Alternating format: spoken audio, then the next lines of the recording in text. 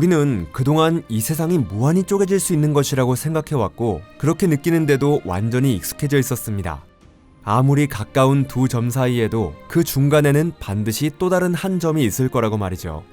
공간이라는 건 아무리 확대해도 끊어지지 않는 매끄러운 캔버스 같은 것이라고 여겨졌습니다.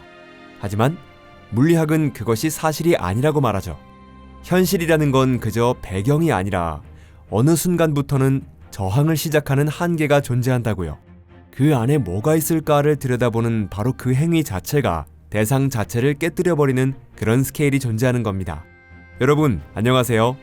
그 스케일은 플랑크 길이라고 불립니다. 그 크기는 대략 1.6 곱하기 10의 마이너스 35제곱미터입니다. 하지만 이건 단순히 아주 작은 거리라는 의미만은 아닙니다. 그것은 경계선입니다. 그 경계 너머에서 끝나는 것은 공간이 아니라 우리가 지금껏 우주를 이해하기 위해 사용해온 방식들입니다. 토픽에 오신 걸 환영합니다. 그럼 지금부터 시작해볼까요?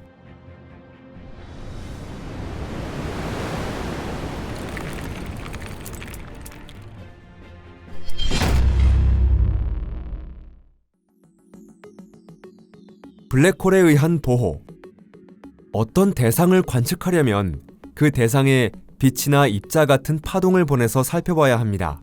그런데 파동에는 아주 단순한 규칙이 있습니다. 파동은 자기 자신의 길이보다 작은 것을 볼 수 없다는 것이죠. 그래서 관측하려는 대상이 작아질수록 그걸 보기 위해 필요한 파동의 길이도 짧아져야 합니다. 그리고 파장이 짧을수록 그 파동의 에너지는 점점 더 커지죠. 우리가 일상적으로 다루는 크기에서는 이런 문제는 거의 발생하지 않습니다. 하지만 우리가 너무 깊은 수준까지 들여다보려 하면 파동의 에너지는 엄청나게 높아지고 극도로 좁은 공간에 집중되게 됩니다. 바로 이 지점에서 중력이 개입하기 시작하는데요. 이렇게 높은 정밀도로 대상을 비추려 하면 엄청난 에너지가 한 곳에 몰리면서 아주 작은 블랙홀이 생겨나게 됩니다. 그리고 그 블랙홀은 우리가 얻으려 했던 정보 자체를 통째로 삼켜버립니다. 이 순간 대상을 보려는 시도는 진실에 가까워지는 것이 아니라 오히려 그 진실을 사건의 지평선 너머에 숨겨버리는 결과가 됩니다. 결국 플랑크 길이라는 건 어떤 장치를 만들면 넘을 수 있는 기술적인 한계가 아닙니다. 그것은 현실 자체의 구조에 본래부터 자리 잡은 근본적인 성질인 것이죠. 다시 말해 그건 단순한 최소 크기를 뜻하는 게 아니라 우리가 간섭할 수 있는 마지막 경계선이라는 뜻입니다. 마치 우주가 여기부터는 출입 금지다 라고 말하며 블랙홀이라는 완벽하게 작동하는 차단 장치를 그 자리에 놓아둔 것만 같습니다. 그 경계를 넘으려는 모든 시도는 무의미하죠. 그 너머에 도달하려면 인간이 절대 다룰 수 없는 수준의 엄청난 에너지가 필요하기 때문입니다. 플랑크 길이가 단지 우리의 지식뿐 아니라 행동의 한계이기도 한 이유는 바로 여기에 있습니다. 관측 자체가 더는 성립하지 않게 되기 전에 우리가 현실이라는 천에 얼마나 깊이 간섭할 수 있는지를 정해주는 경계선인 거죠. 만약 우리가 인간 원리, 즉 우주의 법칙은 관측자의 존재를 가능하게 해야 한다는 생각을 고려해본다면 플랑크 길이의 의미는 또 다른 시각에서 드러나게 됩니다. 이런 관점에서 보면 플랑크 길이는 단순한 물리적 장벽이 아니라 지성의 탄생을 가능하게 하는 우주 구조의 전제 조건으로 떠오르게 되는 거죠. 우주 속에서 생명이나 의식처럼 복잡한 무언가가 태어나려면 그 기반이 되는 현실이라는 캔버스 자체가 안정되어 있어야 합니다. 만약 공간이 무한히 쪼개질 수 있는 것이었다면 물리적인 장은 무한히 작은 지점에 그것을 국소화하려 할 때 값이 무한대로 발산해버릴 수밖에 없습니다. 그렇게 되면 원자나 입자의 안정성은 무너지고 모든 곳에서 예측 불가능한 특이점의 혼돈이 일어났을 것입니다. 하한선이 없는 세계란 단단한 받침대를 잃은 세계와도 같죠. 그런 세계에서는 안정적인 입자도 원자도 결국 생명체의 구조조차도 성립할 수 없게 됩니다. 이런 관점에서 보면 플랑크 길이는 고등 문명의 간섭을 막기 위해 설치된 보안장치가 아니라 우주의 안정성을 유지하는 최소 단위라고 할 수 있습니다. 플랑크 길이는 세분화가 어느 수준에 도달했을 때 우주가 무한한 붕괴로부터 스스로를 지켜내는 것을 가능하게 해주는 안전장치인 셈이죠. 그리고 관측자인 우리 입장에서 이 한계는 다음과 같은 사실을 의미합니다. 우리 기술이 아무리 강력해진다 해도 현실의 바탕 자체를 뚫고 나가는 일은 불가능하다는 것입니다. 다시 말해 우주는 단단한 정보의 장벽을 세워 혼돈을 제어함으로써 우리의 존재를 가능하게 만드는 동시에 우리로부터 자신을 보호하고 있는 셈입니다.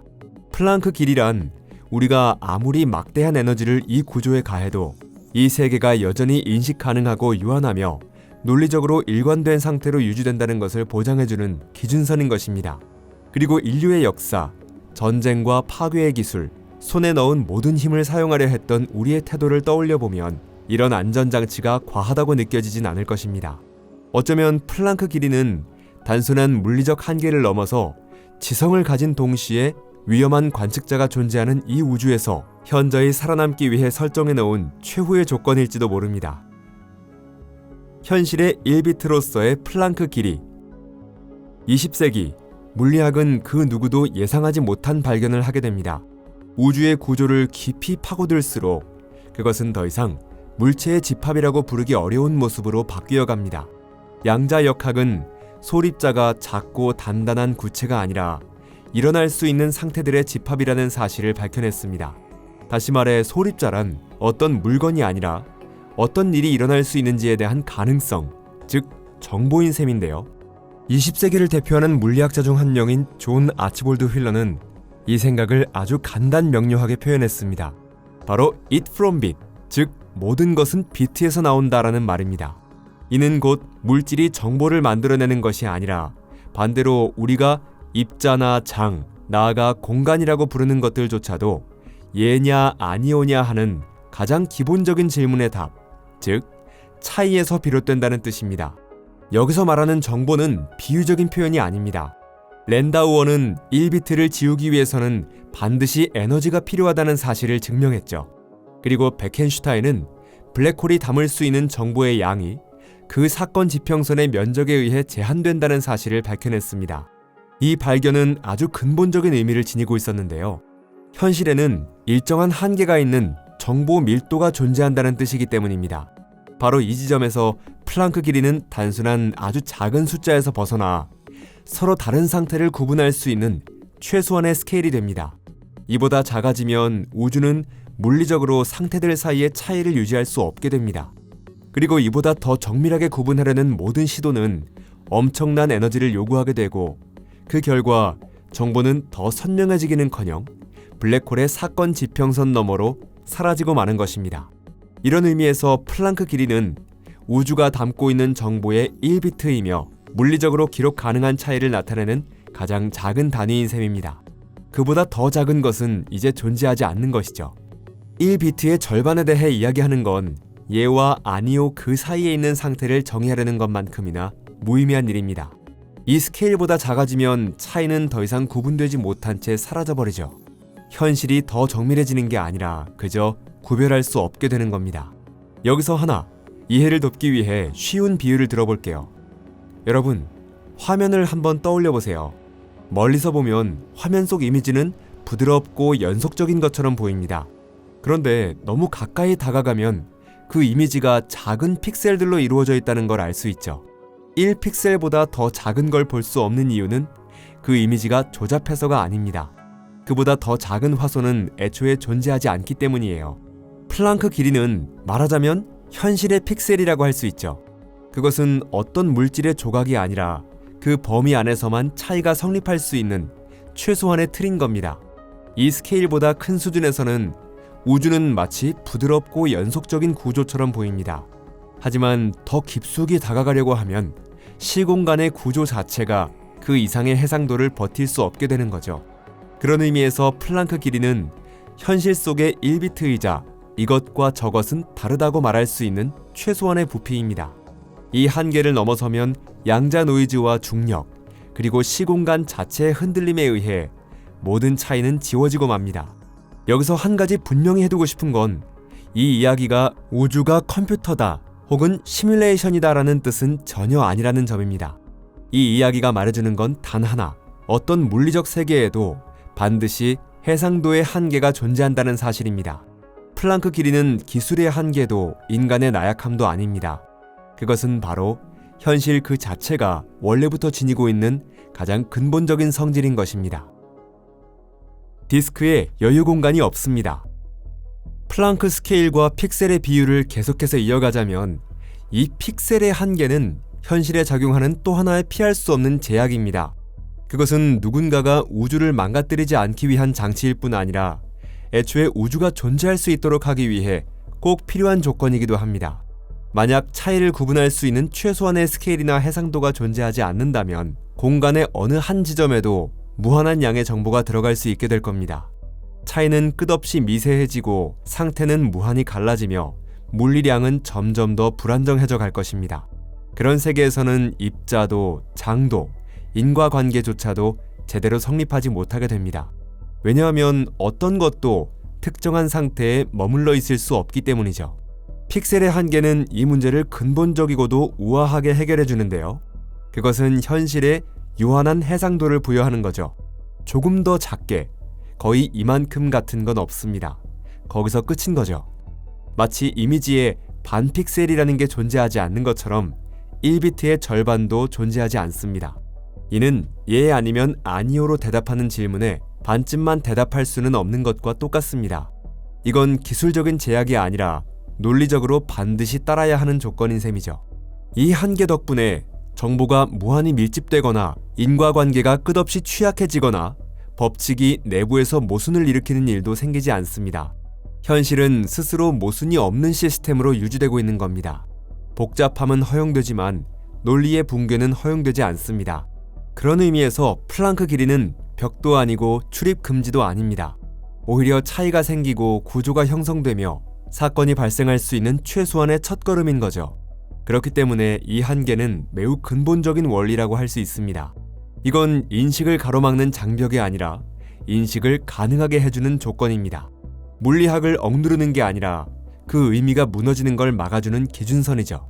플랑크 길이는 우주가 여기부터는 들어오지 마 라고 말하는 지점이 아니라 그 너머에는 구별할 게 아무것도 없어 라고 알려주는 지점인 것입니다. 그건 세계의 성질이 아니라 서술 방식의 오류입니다. 물리 공식 속에 0이나 무한대가 등장할 때 그것은 현실의 극한 상태를 의미하는 게 아닙니다. 그것은 오히려 우리가 사용하고 있는 모델이 적용 가능한 범위를 넘어서고 있다는 신호입니다.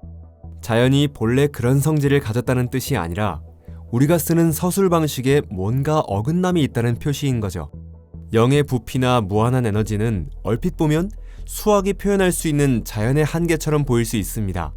하지만 물리학은 수학 그 자체가 아닙니다. 물리학에서는 모든 물리량이 다양한 상태, 다시 말해 정보와 연결되어 있어야만 하죠. 0이라는 값은 차이가 존재하지 않는다는 뜻이고 무한대는 한정된 공간 안에서 무한한 상태를 구별하라는 요구를 의미합니다. 이 둘 모두 정보에 한계가 있는 현실과는 양립할 수 없습니다. 일반 상대성 이론의 방정식이 0의 부피와 무한한 에너지 밀도를 가진 특이점으로 수렴한다고 해서 그런 지점이 실제 자연계에 존재한다는 뜻은 아닙니다. 그것은 그 이론이 더 이상 성립할 수 없는 영역에 들어섰다는 걸 의미하는 거죠. 공간의 넓이가 0인 곳에 무한한 차이를 밀어넣으라는 건 현실적으로 불가능한 요구인 거죠. 바로 이 지점에서 플랑크 길이는 기존의 틀을 근본부터 바꿔놓습니다. 플랑크 길이는 차이를 식별할 수 있는 최소한의 스케일을 도입하고 그보다 작은 세계에서는 더 작다는 개념 자체가 의미를 잃도록 한계를 설정합니다. 만약 현실에 최소 크기의 픽셀이 존재한다면 부피가 0이라는 건 존재할 수 없습니다. 마치 크기가 0인 픽셀이 있을 수 없는 것처럼 말이죠.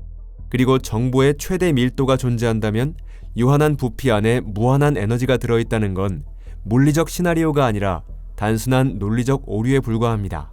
이런 관점에서 보면 특이점이란 블랙홀 속이나 시간의 시작점에 숨겨진 기이한 존재가 아닙니다.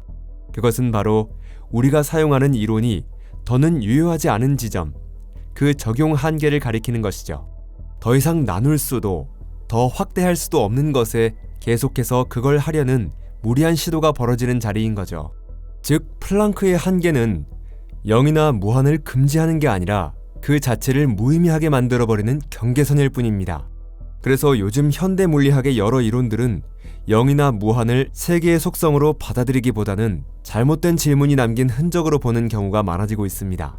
현실은 우리가 모르는 개념이나 현상을 표현할 단어조차 없는 언어로 던진 질문에 굳이 답해줄 의무가 없습니다. 다시 말해 플랑크 길이라는 건 우리의 설명이 터무니없는 방향으로 흘러가는 걸 막기 위해 딱 거기서 멈춰 세워주는 마지막 경계선인 셈이죠. 바로 여기에 플랑크 길이가 지닌 깊은 의미가 담겨 있습니다. 그것은 단순히 공간의 구조만 지키는 것이 아니라 물리학이라는 학문의 논리적 일관성까지 함께 보호해주고 있는 겁니다. 이 영상이 흥미로우셨다면 좋아요 버튼을 눌러주시고 친구들과 공유해주세요.